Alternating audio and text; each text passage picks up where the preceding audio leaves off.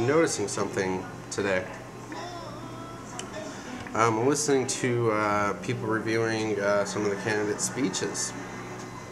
And they're dropping hints to a lot of the negative issues that are going to get brought up and are soon to be getting brought up about Barack Obama. One of the things I was listening to is his speeches, his stump speeches. Now, a lot of people are automatically diming that towards the Duval incidents in Massachusetts.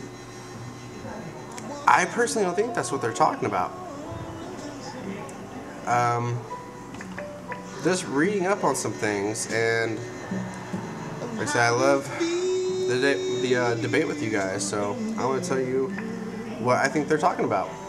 I don't think it's a radical thing. I just think it's a logical point that they're going to go to. So I am going to paraphrase a part of a stump speech that Senator Barack Obama did in Chicago. And I'm going to let you interpret it how you want to interpret it, but do realize that I do think this is what the GOP are going to go after, and that this is what a lot of the candidates are talking about right now. So, paraphrase. They're trying to bamboozle you. It's the same old okey doke, he said, using a slang phrase for a con. Y'all know about okey doke, right? It's the same old stuff. So, Obama, in this stump speech, was using phrases from Malcom X. Okay? I mean, it's basically stump speech that a lot of the phrasing in Malcom X's stump speech was dedicated to. Or not dedicated to, but was dropped within it. So,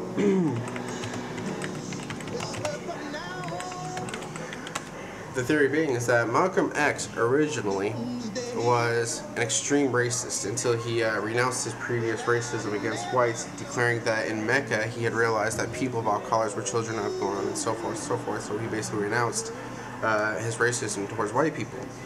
But still, the fact of the matter is that they are going to claim that he was racist, period. Okay, other than that, the reason I'm bringing it up is because the terms that Obama used, bamboozled, hoodwinked, and okey doke, were famously used by Malcom X. You know, a very racial Nation of Islam Muslim leader. Okay?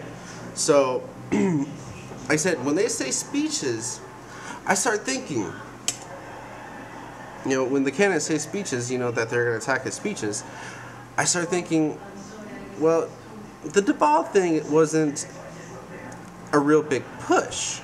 I mean, I couldn't just personally believe if that was the only thing that they were going to go after. But I can see how the GOP would use this. There's already, now people have already, just because the Democrats haven't pushed for it already, the Democratic debates really haven't pushed for it, stuff like that. I mean, it was just a minor intimacy question, one debate. But given, it's still kindling for the fire, you know what I mean? It's still, you know, little pieces of paper under the fire, just ready to catch it on fire. So, they have plenty of reasons to go after the Muslim issue. To assume anything else would be naive, and know the Republicans wouldn't get murdered for it because they're Republicans. They're supposed to be this way. They're right-wingers. Okay? PC doesn't play with them.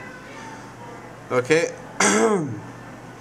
And the reason that I say they have plenty of reasons is, A, his bloodline, which by Shariah's law states that if you by blood are a Muslim, that your son shall be Muslim. If your son does not follow in your Muslim footsteps, that he should be put to death. Now, that isn't Shariah's law. Again, this is developing into common knowledge for a lot of people right now. Now, tack on the his speeches, which they can go after, then tack on to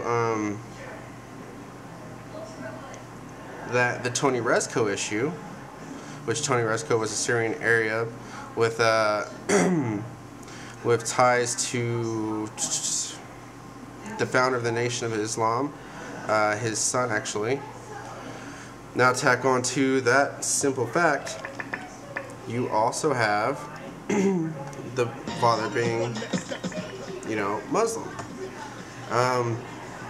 Plus, that's not to say anything else there isn't out there, because, like I said, I mean, you can guarantee that when they say the GOP to reunite or to unite the Republican Party to be as one, that means all of the GOP right-wing evangelicals, you know, nobody can prove them wrong, all the right wings attacking one person.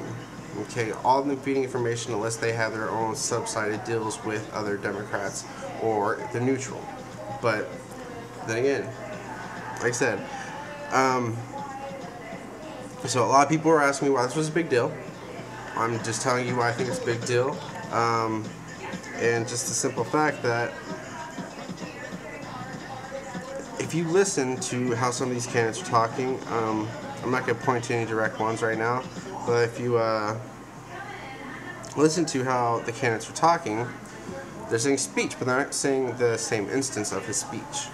You know, because there was only one thing that really popped out to people. So that's what kind of got me moving into this whole, you know, series of what the GOP are expected to do. Again, I'm open for debate. I love debating with you guys. Let me know what you think.